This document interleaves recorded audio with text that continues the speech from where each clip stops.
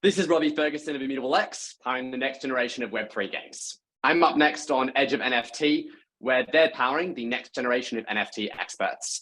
Stay tuned to chat about Web3 games, the future of economics, and player ownership. Hi, NFT curious listeners. Stay tuned for today's episode to learn what you can order when you're at the Burning Man Hug Deli. How our guest today, Sana, might be strengthening the power of his already too powerful brain.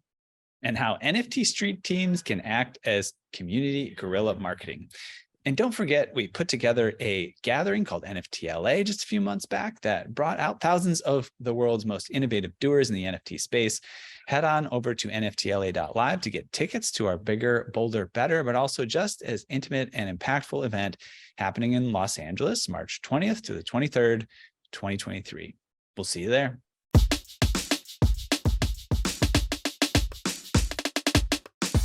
Welcome to the Edge of NFT Podcast with your hosts, Jeff Kelley, Eathan Janney, and Josh Kriger.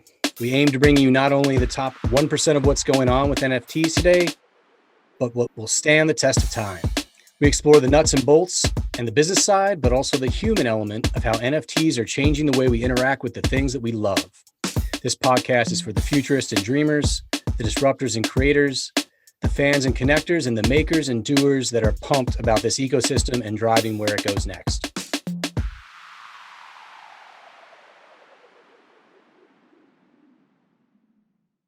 Today's episode features Robbie Ferguson, president and co-founder of Immutable, a rapid growth tech startup hailing from Australia. He started Immutable in 2018 at the ripe age of 21 and has been featured as a part of Forbes 30 Under 30. Notably, Robbie was also awarded the Teal Fellowship in 2020.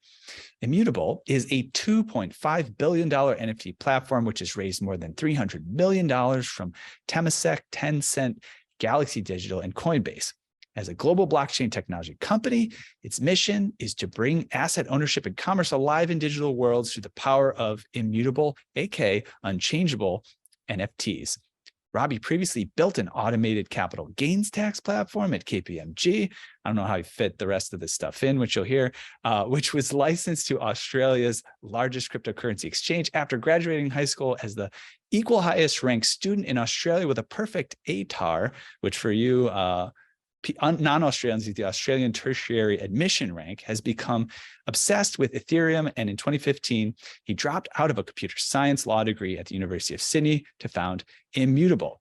And the Immutable Group is advancing the world of NFTs through Immutable X, an industry-leading layer 2 NFT minting and trading platform, plus Immutable Studios, an NFT game development studio with leading titles Gods Unchanged and Guild of Guardians. Finally, Robbie believes that future generations will spend most of their working hours in virtual reality and wants to ensure the digital worlds they live in are as economically meaningful as the one we currently inhabit. So, Robbie Ferguson, welcome to Edge of NFT. It's a pleasure to have you here. Thanks so much. I'm great to be here. Awesome. So earlier this year, you launched a whopping $500 million fund to boost gaming on Immutable X. Wow. Can you share some project highlights and favorite moments since embarking on this journey to build true in-game economies? Yeah, of course. I mean, that was, I think, a really big moment for us and hopefully for the industry in terms of supporting high quality games with true economies, which is what we've always been focused on. And honestly, the last year has been pretty insane for the company. You know, we've gone from 80 people to over 300 full-time today. We've gone from, I think, about 5 games building on our platform to basically over 100 meaningful funded deals today, and then thousands in our testing environment. And over half of those have been won in the last quarter. So the trajectory of this is really, really steep. I probably can't go over all the individual games that I'm excited about, but there are a ton from publishers that I think are just super exciting, whether it's Ember Sword or Illuvium, which is one of the biggest Web3 games in the world right now, whether it's Planet Quest or Invu, which is actually one of the largest legacy, almost gray marketplace economies in the world. And one of the cool things I love about Invu is all of their monetization has been through secondary clips. So they've been kind of trying to recreate in Web 2 what I think the future of a lot of monetization in Web 3 is going to be for gaming, which is instead of selling assets and then deprecating those assets later and sort of having this exploitative cycle, it's create a valuable economy over time and take clips on it. and have the exact same incentives as your players. So they're migrating all future assets over to IMX, which is really exciting, and I think will be one of the sort of most played games basically from day one as soon as that transition is complete over the next few months. We have the CEO of Riot Games Asia dropping out and making a MOBA startup on Immutable, which is super exciting. I think we have now 4 MOBAs on the platform, so there's a definitely lean into competing with some of the biggest Web 2 titles.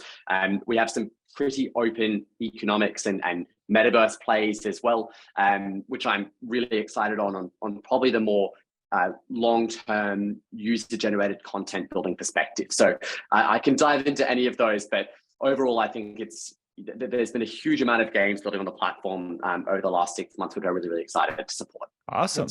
It started with a card game, and then it's 50. Have you onboard 50 plus in Q3? That's huge. Yeah, 50 plus basically, and yeah, exactly since I think the last 4 months, which is basically more than the rest of the lifetime of the company combined. But as I said, what our goal really is build a product which is completely permissionless, so anyone can come and build a game. Aglet, which I think has hundreds of thousands of or even millions of players, I believe, built on our self-serve, and we didn't even know they were building on us until we kind of found out their usage. And of course, we went and said hi and started supporting them. But I think that's the power of making it ridiculously easy to build on. But then all of these games that we've won are games that we're going out and deliberately believing will have a successful future, because ultimately gaming is power law driven, which means that the most successful game will have more players or revenue typically than the rest combined. That's generally how gaming economics kind of falls out. And Web3 is going to be that, but even more so. The first few games, which hit that million daily active player bases, will define the economics, the game design, and the playbooks that everyone else is going to follow. So it's actually a really important precedent-setting moment, and we want to make sure those games do it right, and we want to help them succeed.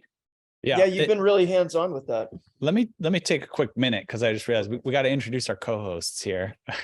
We had a nice full introduction of Robbie, but you've heard from them before. If you're the podcast listener, you're like, who was that? Who was that? Was just asking a question. That was Ben Noble of How Labs. And they're a Web3 lab that's done all kinds of wonderful stuff and sort of helping to build projects and spread the word about them.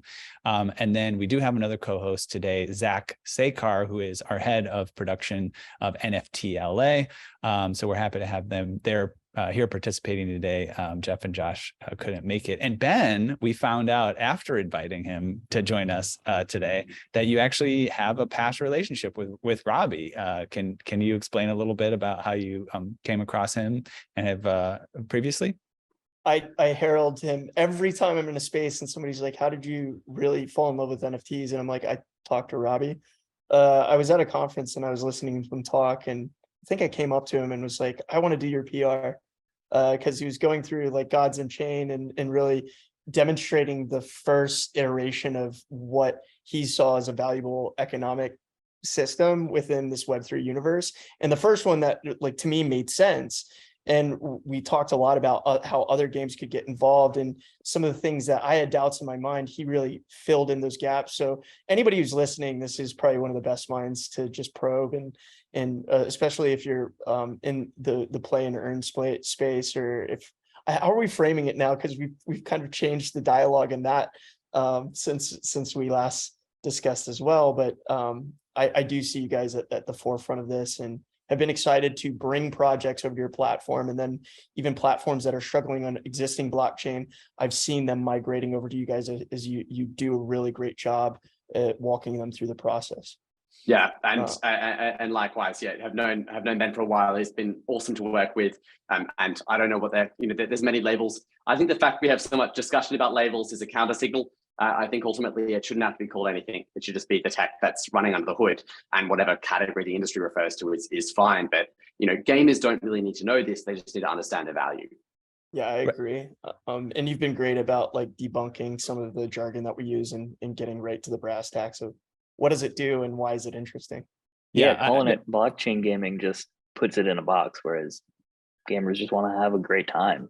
And after about maybe 12 years in the startup software innovation world, what I've found is that almost always it's the game developers who, if not know what's happening first, more likely they're actually making it happen.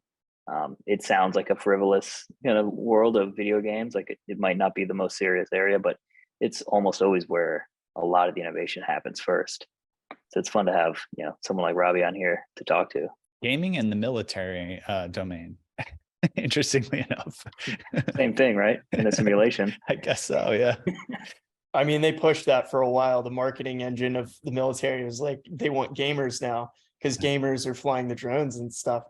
But like, I mean, it speaks to how multifaceted you have to be to step into gaming and really figure out like all the different components that make something successful. Can you speak to that, Robbie? You talk about like the games that you guys are onboarding. What are they doing to invoke that mass adoption, and how are they getting and drilling into those points that make people go, oh, this is something I want to be involved with? Yeah, I think there's probably a few ways.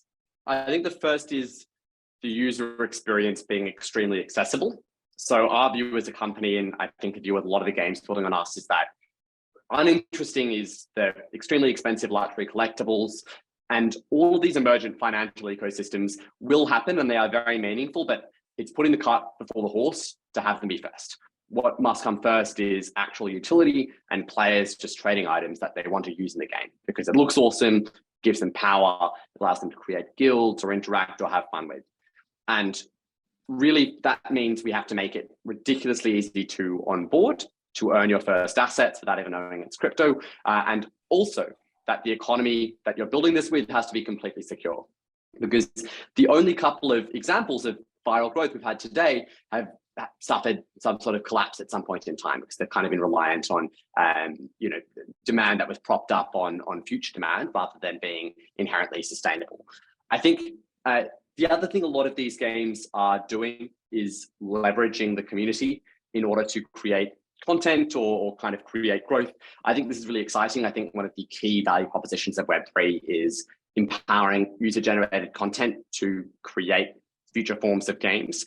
I think we'll see sort of limited use cases of this over the next couple of years, but over time this will grow.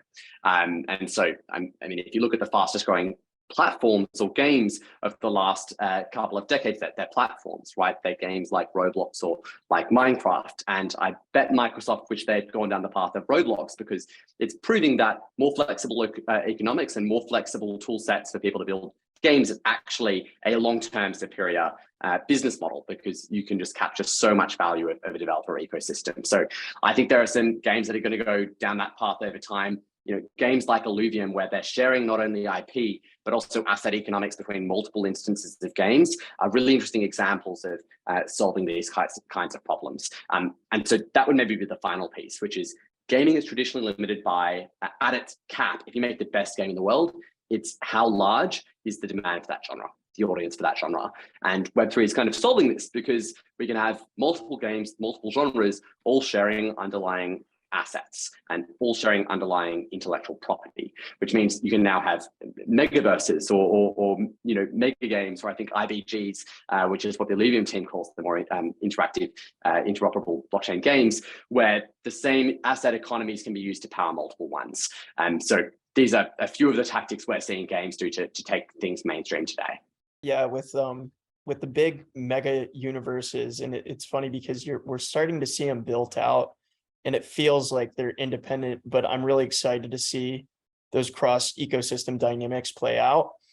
Do you think that also has a lot of power from retention? Because the way I've thought about video games in the past is you're platforming and deplatforming. So your audience has to leave and they have to come back in. You're creating friction points. So as soon as you get rid of those friction points and you say, oh, no, you can navigate from one location to the other, you can take more measured marketing that converts to sales and economics. But how does that play into things like microtransactions? Like how big are the price tags on these environments, and what is a realistic entry point for people getting involved? Is it I start in free and then I start to build, or how are we going about that? Yeah, so you've said two very good points there, I think, which I'll touch on. The first is, how do we solve the problem of transferring users between one gaming property to another? And this is one of the biggest problems the Web2 industry faces. Supercell can make a multi-billion-dollar hit, which completely makes them as a mainstream mobile developer, and they can struggle to make a new one because very little of that audience will transfer over. The power of aggregators like the App Store or like Steam is that they own the user experience of discovery of new content, and they make it frictionless for users to transfer between games. But they don't make it tremendously easy for developers to migrate those audiences. And so one of the key problems this solves is, traditionally, games have a lifetime. This is just the reality of games. Very few games have sort of longevity beyond 5-10 years. The majority of these would be MMORPGs, which are live, updated, and sort of service-based games and economies. The problem is this means inherently the money you spend, even if it's real and tradable, will have some terminal value. Will have some sort of endpoint to when people will want to find demand or utility for those assets. Web3 can solve this and solve this adoption problem at the same time, which is you can say, well, hey, if you have skins or characters in Clash Royale or Clash of Clans, you can get them in Supercell's new game, or you can get them in the latest version of The Sims, or Call of Duty Warzone 2, where there was a big controversy because they nuked, excuse the pun, all of the assets from Warzone 1. And so I think that solves the problem of both how do you create longevity for economics, but also how do you transfer audiences? And then I think your second question is barrier to entry for these users. Ultimately, I have perspectives on this, but this is where creators will create new game designs. Web3 is not a particular game design. It is a principle of property ownership and shared economic ownership for assets inside of games. There will be a huge spectrum of games built on this, from pretty limited subsets of, say, tradable cosmetics in what is otherwise a fairly standard game, to entire games where 100% of the revenue is, for example, owned by players, Illuvian, or all of the content is generated by the players, which are some of the metaverses being built today. And to even sort of crazier versions where people could be purchasing studios or running the governance for the creation of future games. And so I think monetization is going to come down to what kind of business model are you implementing. Personally, we are really bullish right now on minimizing the barrier to entry as much as possible, creating economics that is sustainable, where you can be giving out value, but ensuring that that value is completely sustained by the increase in retention, the lowering of acquisition costs, and the improvement in lifetime value spend of players because they're getting value in these games rather than not.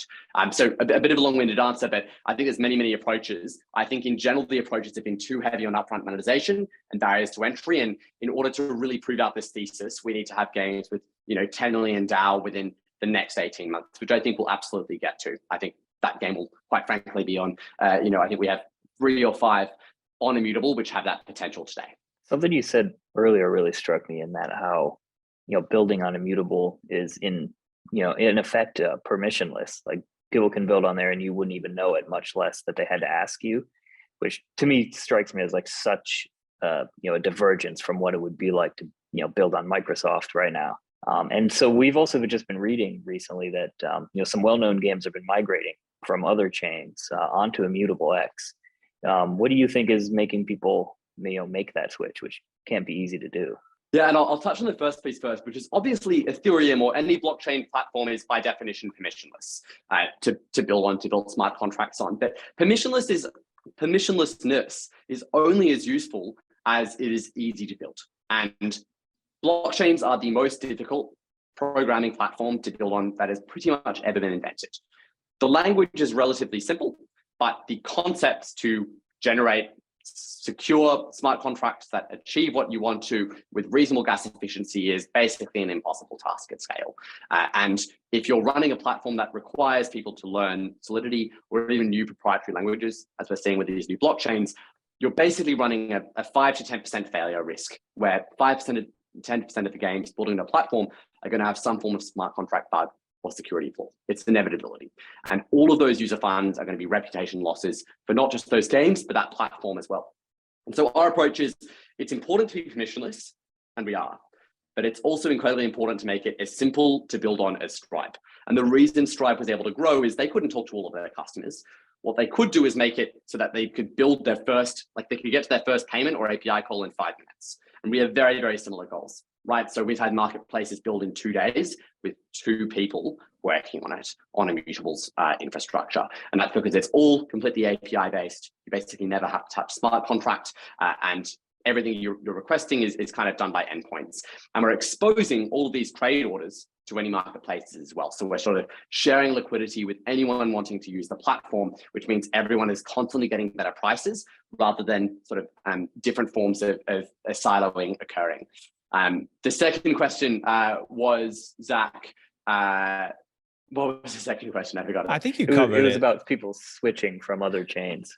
Yeah, look, it comes down to sort of a few main dot points. Security, people are very much preferencing Ethereum and ZK rollups, especially in a world of FTX. There is no clearer deprecation of authority or fund raised being a source of security as really just, you have to go back to basics. Assume everything's going to fail. In that failure case, what is your security?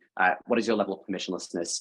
Where are your user funds? And so when games ask this to us, I say, we could very well go away. And obviously, we won't, and that's not the plan, but that's what people should be asking. If Immutable goes away, what happens to my users' assets? What happens to the security of the funds? And they can always withdraw to Ethereum. These are assets that live counterfactual on Ethereum layer 1 and via ZK rollups, which inherit the security of Ethereum. The second thing is developer experience. I touched on that. I think that's massive and ubiquitously done incredibly poorly across basically every L1 or L2 today. The third, I think, which has been increasing, which I'm really excited about, is the distribution and power of our global order book. So one of the unique things about us that kind of differentiates us from just a blockchain itself is not just you don't pay gas fees on any trades, but you connect to every single marketplace when you sell an asset. So you could sell an asset inside of Illuvium, and that listing will show up on GameStop, on Rarible, on Aqua, on Nifty Gateway, which we just announced, on every single marketplace integrated with our protocol. The reason this is so significant is it means you're going to get way more demand than you will on other platforms where you can only list on one marketplace at a time. These marketplaces have more volume to fulfill and to trade against. So they have way more opportunities to differentiate based on user experience and the value they're bringing to end users. And finally, cost and economics. We've barely seen what the scale of blockchain games will be. The biggest game by numbers of assets is literally God's Unchained still today, which has sort of in the low tens of millions of assets. When you look at what will be the true scale of games with, say, like 100 million active players, when you look at some of the biggest games today, or even beyond for games like Fortnite, them trading just a few assets per day is billions of trades daily. Over a year, you're looking at tens of billions of assets being generated and trading around. If you have a cost of even a cent with those, which is what the cheapest layer 1s or layer 2s can offer, it is too expensive. You're looking at literally hundreds of millions of dollars of cost of goods traded either for users or for developing platforms on an annual basis. Our thesis is very simple, which is make it completely free to create economies. Make it so games can afford to just make an economy real, and instead they can align incentives by taking clips over time. And we're also the only protocol today that has guaranteed enforceable royalties. Obviously, there's been these massive debates with X2Y2, with Magic Eden, and sort of the game theory of this on blockchains where royalties aren't enforceable. We think it's incredibly important that they are. Otherwise, you cannot have aligned incentive monetization. You cannot have a business model where they don't have to extract value by selling assets up front. They can take clips over time. Again, a bit of a long-winded response, but I think there's many reasons. Games choose us for many different reasons. Enterprise clients, security and reputation is always paramount. They will not go past that. For other ones, our services are incredibly important. For other ones, it's our distribution. Yeah, there's definitely a lot of reasons. It's interesting to hear you elucidate them. And again, we kind of gave your background at the beginning here, so, and you have a lot of experience. You think very deeply on this stuff, so we can see why people are very interested in what you're putting together. So you mentioned GameStop a minute ago, and you have the NFT marketplace that you launched out of beta into the hands of players. Actually, tell us how the GameStop community has responded, and especially in light of everything that's going on with FTX, crypto, digital ownership. What can you share there? Yeah, and funnily enough, I think I did do a FTX partnership, which was quite lightweight, but they were very sensitive to these kinds of topics, and so I think the community's been awesome. That's a really strong part of the value behind this partnership, and they're not only, I think, engaging in what we're building, but also playing all of the games building on Immutable. And that was part of the reason we're so excited about this, is to kind of create this army of players who, anytime a game wants to come and build on Immutable, all of these people will instantly go and start playing their games and start joining their communities and start trading their assets. And I think that's such a powerful thing, is to have this community that is not just focused on tokens or money, which is what traditional communities are in crypto, but is focused on the actual utility that is being brought. And so we have some really exciting stuff coming up here with sort of A, new launches in the marketplace, but B, some stuff with in-person sort of buy your cards in the store and they can kind of be redeemed. Also, we're excited to explore that. And the partnership has been super successful so far. So I think over 8 figures in marketplace volume done on GameStop Marketplace. And it's only been live for a month. That's pretty awesome. That's a big number for 1 month. Woo. Yes. Yeah. We've been very happy. In the Gods Unchained minting process, by the way, I play that game weekly. I finally got to Mythic once for a little bit. I was a Mythic rank, and then I fell off a little bit. Oh, cool. But I win my packs. I've never made it there. Oh my gosh, it was such a grind. I had to go and precariously fix my deck in such a way that I was like, all right, this is the deck that's going to get me there. And I had to grind out over the weekend. But I play the weekend ranks. You earn points. You're able to get free packs, and the reason you're able to do that is because the low fees, because otherwise it would have been a cost, right? Every time I was trying to redeem. And then when I go in the store and I buy things off the points I make, those are actual cards that I can go take onto the market. So I really like that you guys have thought through this as, what does this look like at mass scale? Because people paying $10 gas fees for a 10-cent card is not it, right? And I think that's been solved a lot with this layer 2 blockchain and solution. So let us know, you guys are building the future here, just kind of like the idea of tokenizing the world. What does true ownership look like for millions of gamers in this sort of VR future that you envision? I think it looks like the concept of ownership not being something that has to be sold to them, but is an expectation. And the same way that if you bought a house, your expectation would be that you'd be able to sell it, mortgage it, or rent it out. You have complete financial autonomy over what you can do with that asset. And that needs to become the default expectation for how people view digital property. Just because it's non-tangible, just because you can't touch it, we suddenly take away every economic right associated with it. And it's crazy. It is genuinely crazy. And the only reason that it's happened is because the first digital assets were licensing or rental-based assets.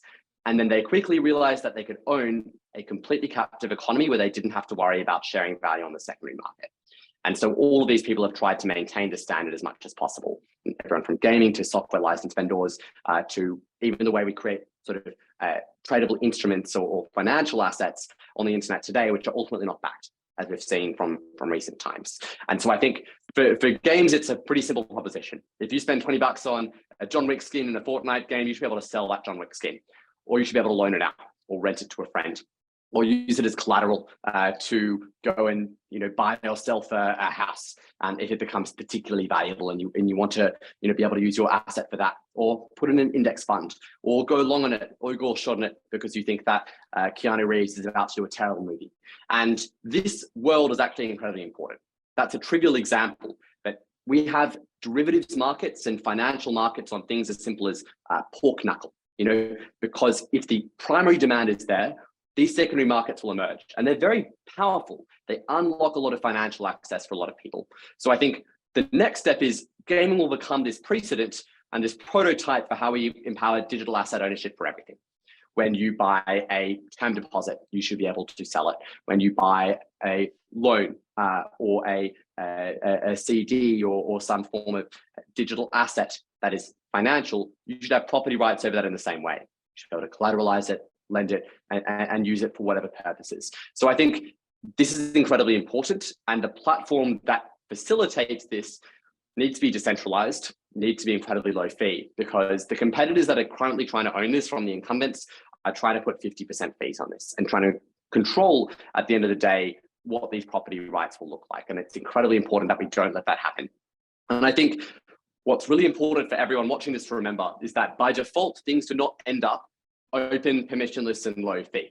It is only through a great deal of effort that becomes reality. And when the internet was first being generated, Microsoft tried as hard as it could to make sure that it owned it. It was tens of thousands of siloed instances of Microsoft Services Network as an intranet across the world, and said that the open internet would never be valuable, or would never be something they could economically control. Now, thank God, competitors kind of came in and ended up building out the protocol that we use today, which is incredibly robust, and the set of economics that we use today, which is much, much better for empowering billions of people into financial access. Like, the internet has been the strongest force for globalization and income equality across the globe. We now need to do this for everything and for every form of asset ownership. It will take many decades to get there for everything, but the bones and the platform of what we establish will be done today with gaming. Yeah, that's magical. It makes a lot of sense. I also just think about, it's difficult, it's difficult for us as humans to even wrap our heads around a lot of things.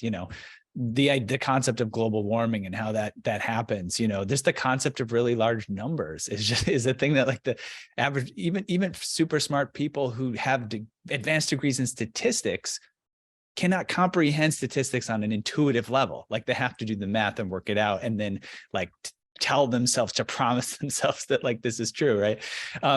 And it's very interesting, looking at digital assets this way. You talk about it very matter-of-factly because you put the deep thought into it, but it needs to become sort of a general parlance for our society, just like things like intellectual property have, right? It's still, to this day, difficult to kind of wrap your head around the fact that I just had an idea and it's worth something, and I could sell it and buy it, to a corporation or, somebody else, or collateralize all these different things. But it is very true. What's blowing my mind is what Robbie just said. Like, there should be even a derivatives market for that intellectual property and digital property. Like, I'd never even considered that was important, but now it's starting to seem obvious that it only wasn't there because we weren't in an open and decentralized world. Well, and I worry about deplatforming. So like, if the world environment has to essentially read what's on the blockchain and then field the visuals of what that item is, right, within the world environment. So you need consensus, and you need an environment where there's a group ability to build there. Otherwise, the centralized game developer could just be like, well, we're not going to incorporate this into the gameplay anymore. Or whoever's hosting it could say, we're not going to host that thing, that item, whatever, anymore. And we've seen that in major players. I mean, Blizzard's probably got the baddest rap right now for doing things against the community, but they're not the only ones. And so, I mean, that's something I get a lot of feedback from when I talk about play to earn games or games within the Web3 environment. They're like, well, what happens when people don't want those items anymore? So Robbie, kind of, how do you address that to those people directly and their understanding of it's not like every other game that you've played where they can just shut it down? Like, is there a heuristic we can get people to visualize it a little bit better? Ultimately, it is right now. These games are centralized. They run on servers. There's very little chance of those servers being completely decentralized in their logic. And I don't think that should be the future we try and build towards. It's not scalable. It's not the right approach. What is the right approach is aligning incentives. And that's where Web3 can fundamentally work. And I think that's really, really important, which is that at the end of the day, the reason that sort of digital ownership works in Web3 at scale for primary assets like Ethereum and Bitcoin is because of robustness, but also because of incentive alignment. And as long as you can sufficiently align the incentives of gaming creators with the people owning these assets, you kind of solve these problems. And that is by making it so, a good example is look at Magic the Gathering today. At any point in time, they can say, well, let's take these old assets and let's make them way less valuable, either by making a new form of competitive or ranked play, which no longer has those cards eligible, which they do all the time. Or two, and I'm talking about physical cards here, they make new versions of those cards that are way more powerful. And that's how they monetize. They issue new primary cards every year. They would not need to do that if they could take clips on secondary trades, so people just trading these cards around, because the estimated secondary market cap of MTG cards is $20 billion. So if they could have had aligned incentives, aka if they could be taking clips on the economy, then their whole goal is just make MTG as big as possible, continually give back value to players, and make all existing cards part of a valuable portfolio. And so I think the answer is kind of that, which is we will over time, and we're recreating a lot of governance from scratch. You know, a lot of these incentive problems have been solved through inventions in corporate governance and sort of shareholder structures over the last century. We're now sort of having to rebuild the wheel in some cases, I think unnecessarily, but we are for whatever reason in Web3. And as we do that, we will figure out this is the right way to create a long-term economic model, which is completely incentive aligned. Then maybe the simpler approach, I think, is, well, yeah, the game may have a lifetime, but at least during that lifetime, when you spend $200 on those cards over the couple of years, it has value. You can sell it. If you want to, someone else can build a new game from it, which we see all the time when games are deprecated, and maybe they can have a line in the policy of their game where they'll open source the code if they ever decide to shut it down. And so I think the answer is it's still infinitely superior to having zero value whatsoever. So a couple of approaches, there is no clean answer here, but the cleanest answer is it's important to give ownership irrespective of whether the games themselves are ephemeral, because ultimately things will be. And the second is we have to align incentives, which is the most important thing we can do. No, I think that's great. And honestly, I think you said it so well. And this is why I wanted to ask you that hard, chewy question, because the answer isn't decentralize everything and that's going to solve everything. It's aligning a sense of incentives and being like, okay, and some people are trying to do that.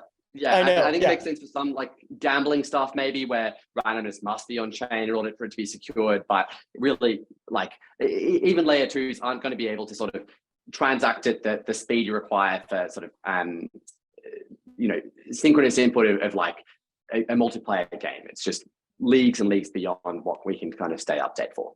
All right, so you've made it obvious you've got an exponentially accelerating torrent of things coming up in the future, and that what you're working on really is growing.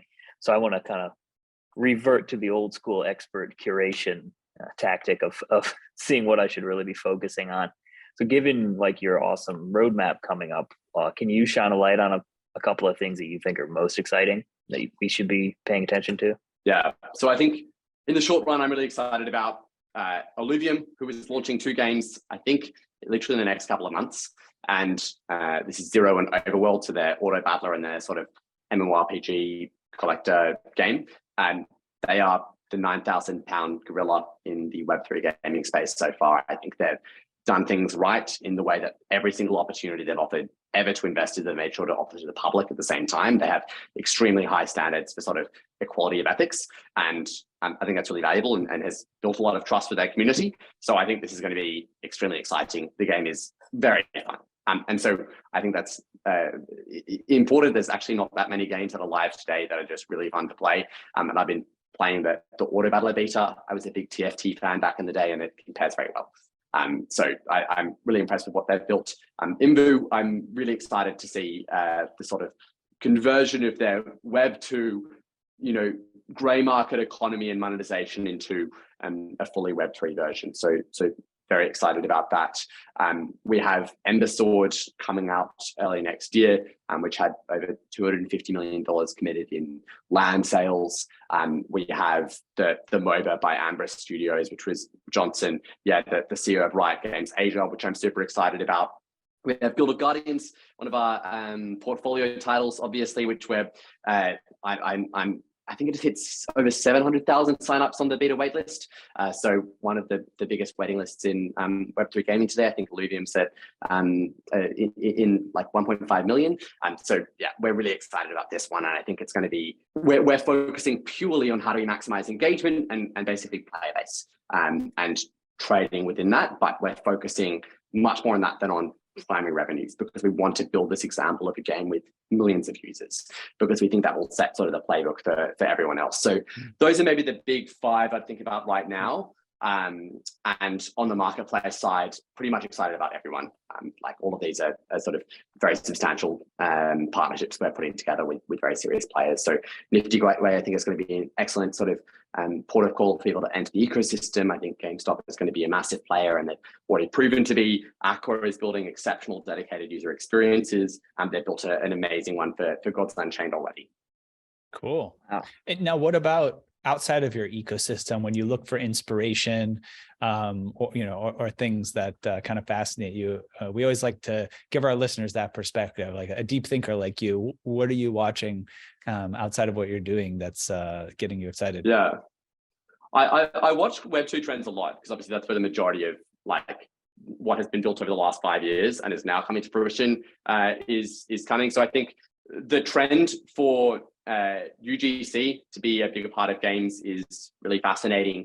The continual growth of Roblox has been really fascinating. The transition into like hyper casual or kind of casual games, or even games where it's like auto played has been a trend over the last 5 years, and we're incorporating some of that in Guild of Guardians. So it makes it much more accessible, and you can kind of, it actually lends itself quite well to Web3, because you can focus on AI will impact Web3 and AI will impact the world as well.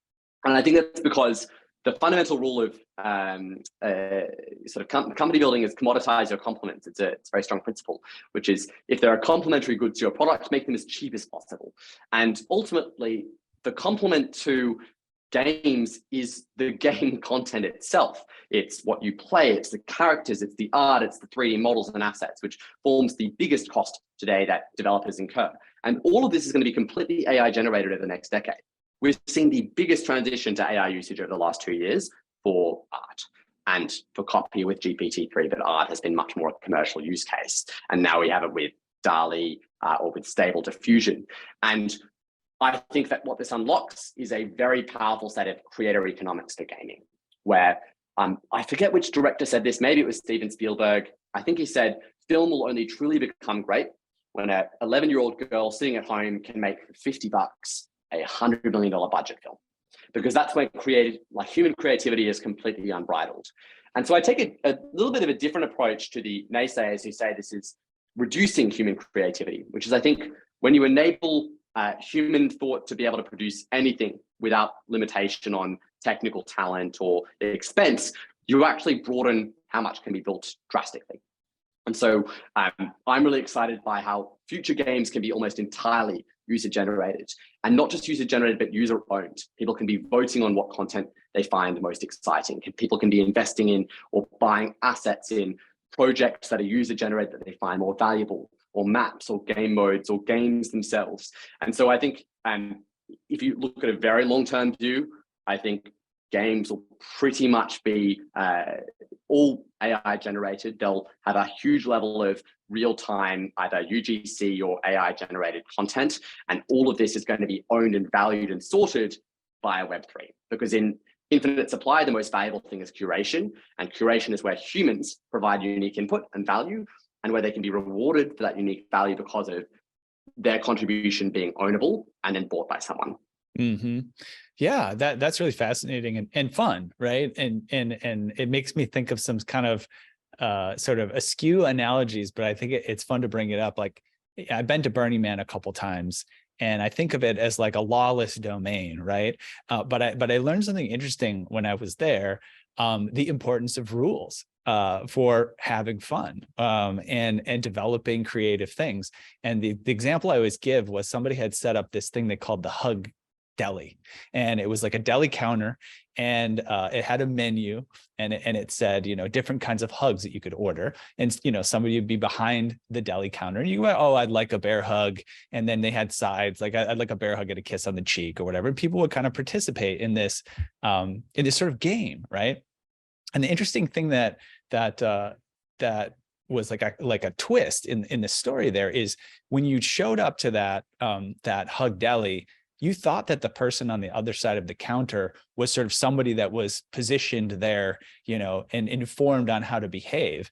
And really the only information that that person had was the sign behind them there and the counter that was there. And then you realized that after you placed your order, you could jump behind the counter and you could be the person, right, delivering the orders. And it's really like a nice kind of like organic instantiation of what you're talking about, right? We just want to generate rules, right? Like a set of rules that creates a landscape where people can have fun and they can make it unique and they can put their own twist on it, and then just kind of let the enjoyment ensue, right? And let the creativity ensue. That's really cool. You have questions about blockchain? Like, how big of a block can you chain without throwing out your back?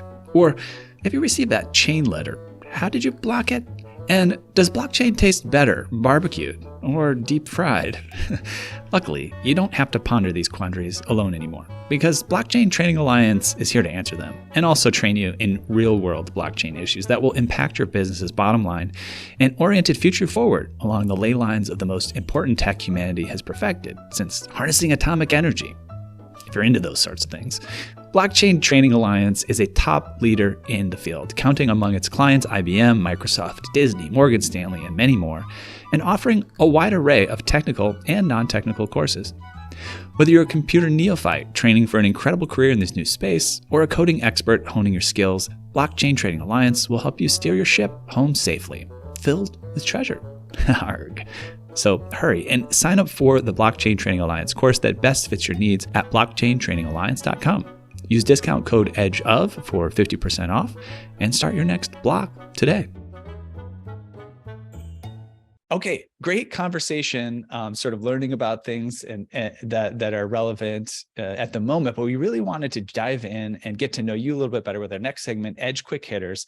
Fun, quick way to get to know you better. 10 questions, and we're looking for just short, single, few word responses, but feel free to expand a little bit if you would like. Are you ready?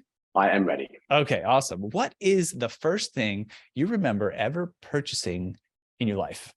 Probably a pack of gum. It's hard to remember. Yeah. Nice. Well, it's like candy, but healthy, right? Like Exactly.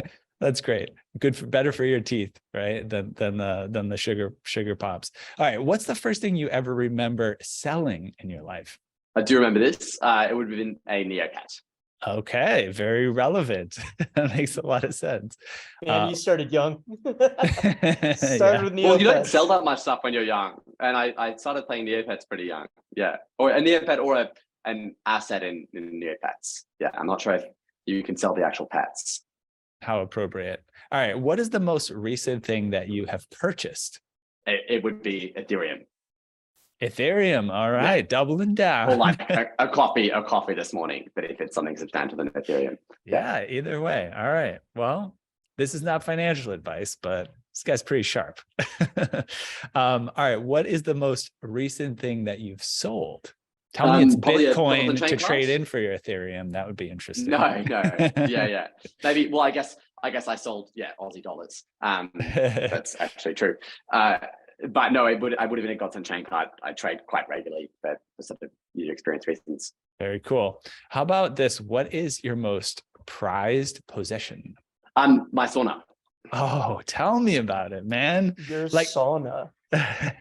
I'm jealous. Yeah. Now, do you have like an ice bath to go with that? I do. Yeah. Nice. They say I heard there was some research about saunas that they've actually done studies and linked it to prevention around Alzheimer's disease. I don't know if you've come across that research. I haven't read that stuff, but big fan of Rhonda Patrick's research. Exactly. Very cool. All right. So we just did, what's your most prized possession? If you could buy anything in the world, digital, physical, service, or experience that's currently for sale, what would that be? I would probably buy, definitely not Twitter. I'd probably buy more Ethereum. All right. Tripling down. If you could pass on one of your personality traits to the next generation, what would you choose? Optimism. That's great. Optimism's great. I actually need more of it. I have a good amount, but I need more. If you could eliminate. I'm sorry. No, go ahead. I was gonna say I could take his ATAR score. Pass that down. There you go. If you could eliminate one of your personality traits from the next generation, what would that be? I'm very uncoordinated. Okay. So I get rid of that. Get rid of the uncoordination. All right. Sounds good. And then what did you do just before joining us on the podcast? I was at the gym, which I do every morning. Oh, nice. Working on your coordination, at least, as much as you can. And then finally, what are you going to do next after joining us on the podcast? I have a meeting, they're meeting with external meeting. Yeah. All right. Get down to business. Sounds good. And then you should be clear-minded because of your exercise and a little bit of fun with the podcast. You're ready to roll. All right. Well, that concludes our Edge Quick Hitter segments. Now we're going to move. Hey there, NFT Space Cadet. Let's zoom in on the globe from outer space today to Abbot Kinney Boulevard in Venice Beach, LA. Let me show you a cosmic tech beacon that shines out among the bustle of fashion, art, and food there.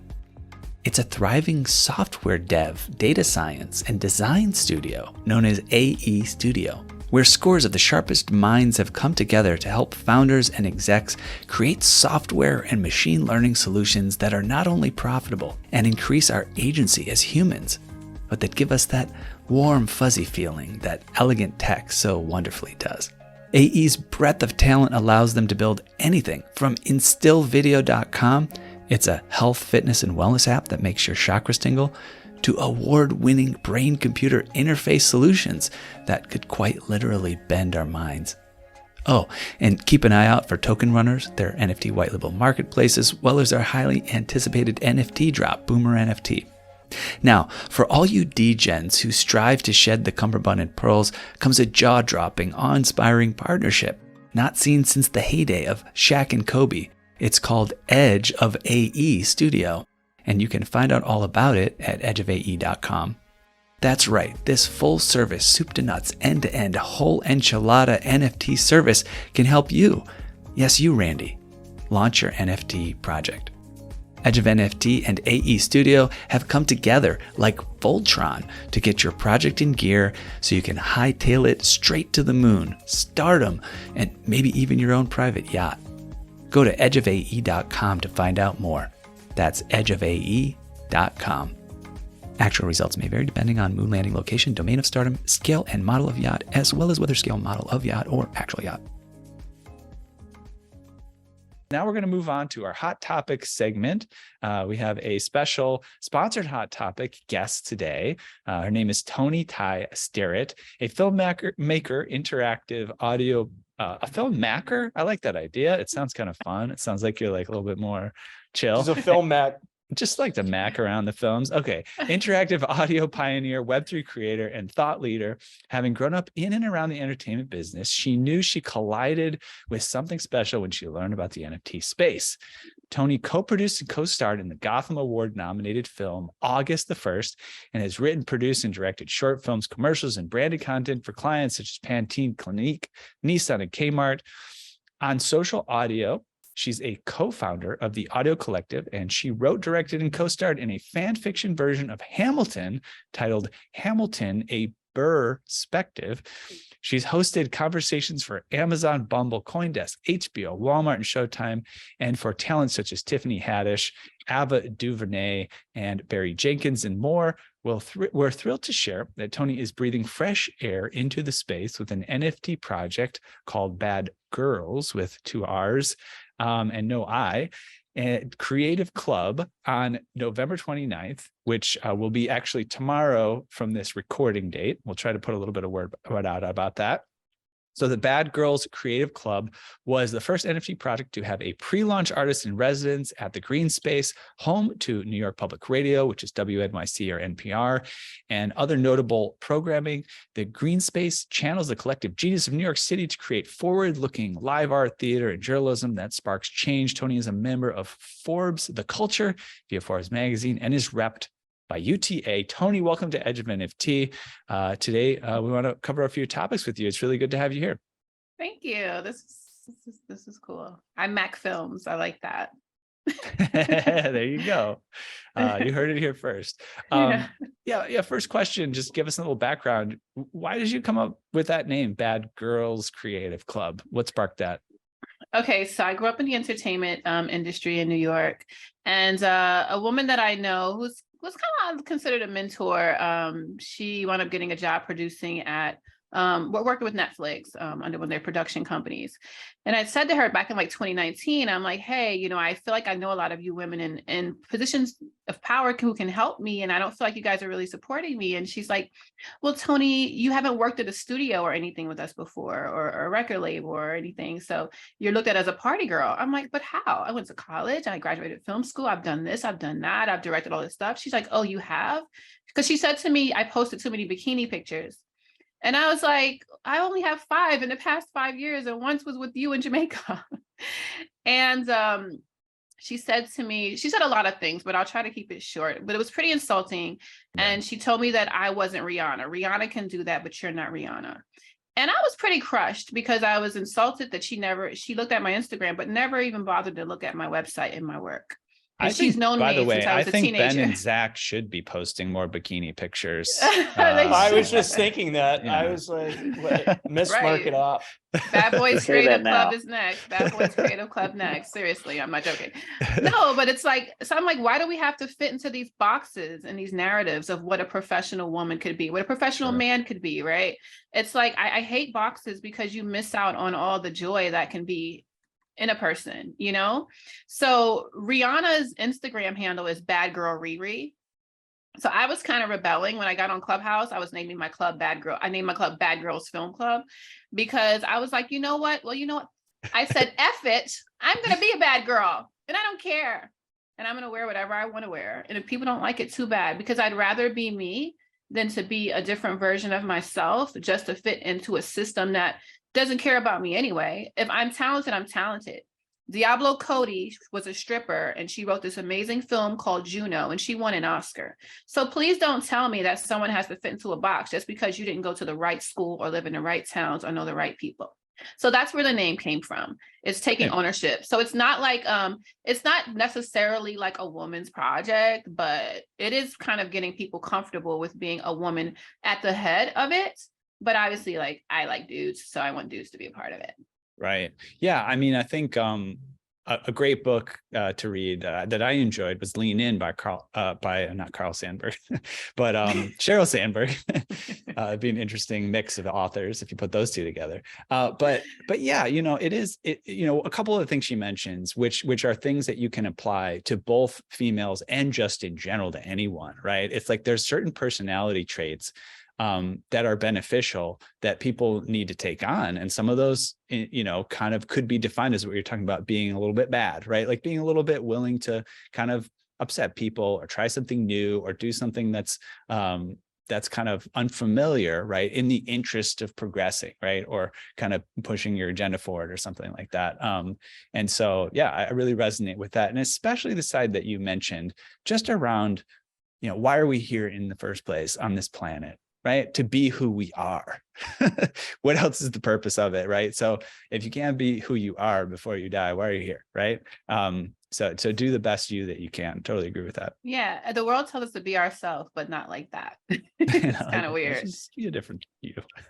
Yeah. Well, that's a relic, man. That's such a relic of like the past that we were told you have to dress a certain way, speak a certain way, fulfill a certain blueprint. And especially the upcoming generation knows that's not true. And it's crazy that you even ran into that in New York, because that was the bastion of, I don't give a shit, I'm going to go out and do me. And like, so you still see some of those relics rolling around and saying, you got to do it, play by my rules to get in front. But you know what? You can go around people these days. And if the world vibes with you, they vibe with you. So mad respect for, like, you know, saying, no, I'm going to do this. I don't care. Thank you. Yeah, the rule breakers, you know, they set the tone, and the iconoclasts, you know, they create the next movement almost every time. And usually that's, you know, the creatives, it's the artists who move first. You've said that an inspiration for you is Andy Warhol's Factory. You elaborate on that? So yeah, so Andy Warhol back in like the 60s, early 70s, he had the factory. It was 3 different locations he would move around, but he kind of like, curated these people around him, these creatives and this artists. He was making art and films. And then he had these actors and other artists like Basquiat and Eddie Sedgwick. How do you say her name? Sedgwick. Anyway, Edie Sedgwick. Yeah. Edie Sedgwick, right? And just all these interesting people that wound up becoming like household names and just really important to the culture of art, music, fashion. And it's like, why not put them all together? I actually used to work with this former music industry exec, and about 10 years ago, he had this gallery in Tribeca, and we called it the dojo because it was like a 24-hour karate school, because you would go in and come out better. But like on the first floor, there was an art gallery, and in the back, there was a photography studio where they were working on a magazine. In the basement was like a recording studio, and you had like Mos Def, Erykah Badu, Black Keys, everyone recording there. And then on the second floor, you had like the offices where everyone would meet, and there's bean bags and everyone's editing and stuff. And it was just like this everything. And then we had another space in the basement on the other side where there were performances and people would come and do shows. So that's something I want to recreate. And they used to compare that to Andy Warhol's factory. I'm really close friends with Fab Five Freddy. So he was good friends with Basquiat and with Keith Haring and Andy Warhol. So I learned a lot about them, and Fab always tells me a lot about that time, and even like the Fun Gallery with Patty Astor. So sometimes I'm around him and I want to like relive what they did. And I feel like Web3 is kind of like an open lane for that, because it's also a space where artists get equity. So, with my project, and I've been very vocal about the fact that if anyone mints my project and trades it on a marketplace like SudoSwap, where they don't respect or honor creator royalties, then you're going to lose your utility. Because I got into this because it gives you equity, because a lot of artists and musicians, from years ago and even now, they're not getting equity off of their work. They sell it off, or they just sell the painting, and it's selling for $30 million after they die. And all their family has is like, a magazine picture, but they don't get to participate in that. And I think that that's what's most important for me. I think dignity is a word I use a lot when I talk about like Web3 and NFTs, because I do think that there, a lot of people in this space, we are able to be ourselves. Like we're able to go to conferences, and I don't have to bring a pair of heels if I don't want to. I don't have to. I can wear sneakers every single day, even on stage. I don't have to like be performative, like Zach was saying. So yeah, that's why I'm inspired by Andy Warhol. Well, yeah. Also, I'm curious, Robbie. You mentioned this sort of rise of user-generated content that you see, but you didn't touch upon the user-generated content that sort of affects people the way that Toni is mentioning, where it's like, oh, it's just like we're introducing new and trying to change ideas, and like, how do you see the flow of kind of culture and information and trends and sort of like resistance to these things happening in the future? Look, personally, the way I view art and Bored Apes and things like the Bad Grrls projects is they're just basically DAOs. And DAOs are an incredibly powerful mechanism. They're completely flexible constructs of communal ownership, where you can attach utility, attach milestones, attach governance to sort of collate a group of people with shared incentives and common goals and get them to achieve X, Y, or Z, whatever X, Y, or Z is. I think it's going to be incredibly relevant. I'm extremely bullish on DAOs into the future. I think I'm actually less bullish on like I think art has been a phenomenal use case for Web3, but the thing that really excites me is DAOs, because they're much more scalable beyond the market of just like luxury art. And so I think we'll see.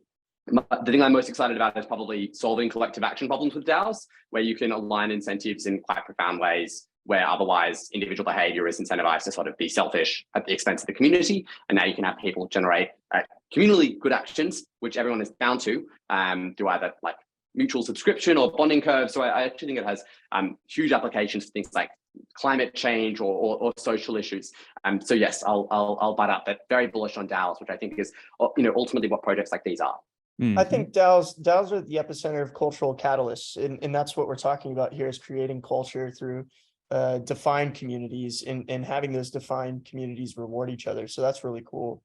And speaking of, I'd love to learn a little bit more about your project and how you're planning to reward your community. Like, what does this entail? What are people getting access to? What do they have to look forward to with this project?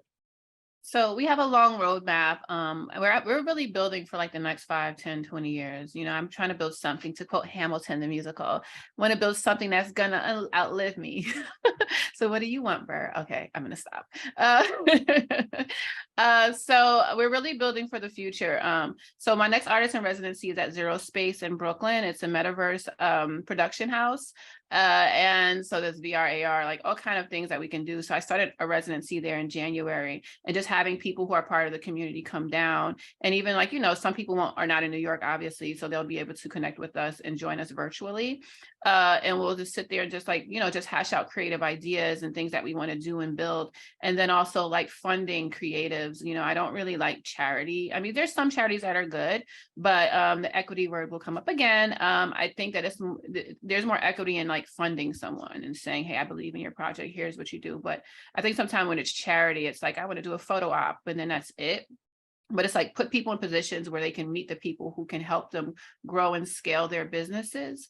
I just really feel like there's a lot of untapped talent, you know, from like every hood in America to every barrio to the coal mines, you know, and I really want to find those people and like see what their ideas are and like have a community that's supporting them. So we're all kind of like cheering each other on and serving kind of like, you know, we are like, I guess in the music industry, they would call it street teams, where the street team would go out and promote and do like this guerrilla marketing.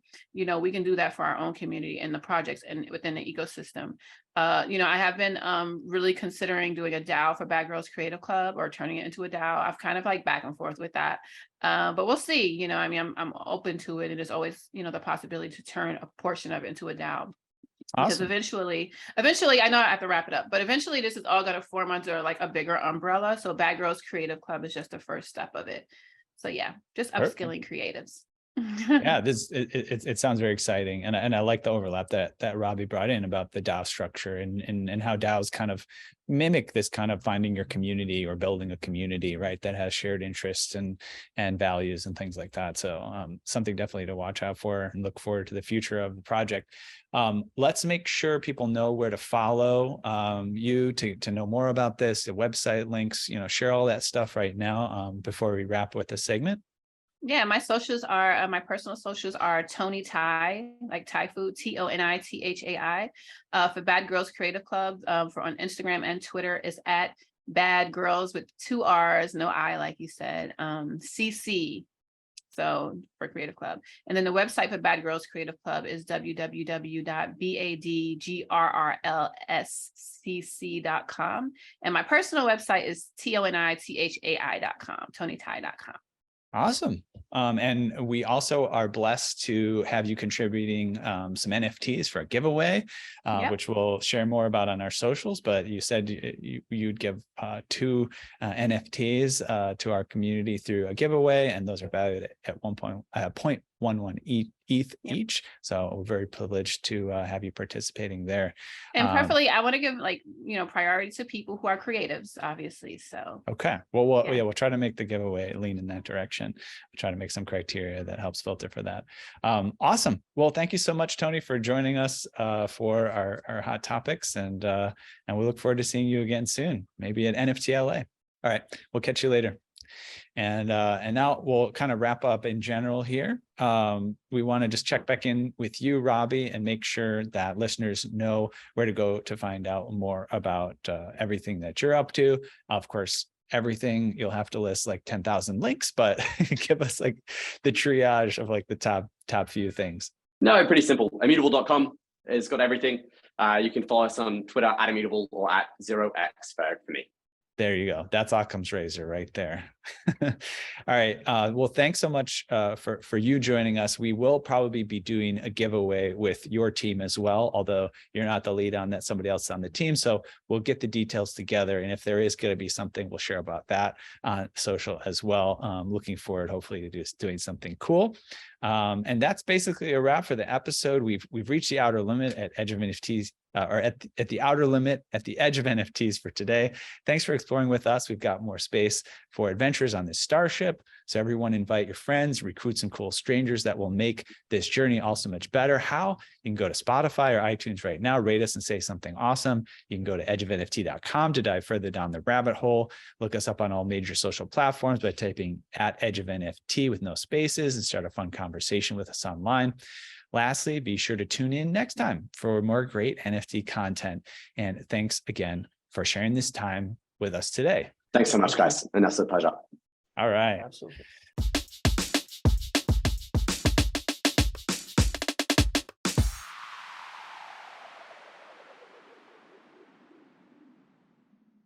The views and opinions expressed on the Edge of NFT podcast reflect solely those views and opinions of the show creators and its guests. We're learning as we go, just like you. Please make sure to do your own research. Our podcast is not financial advice. There are multiple strategies and not all strategies fit all people. We understand that you are using any and all information available on or through this podcast at your own risk.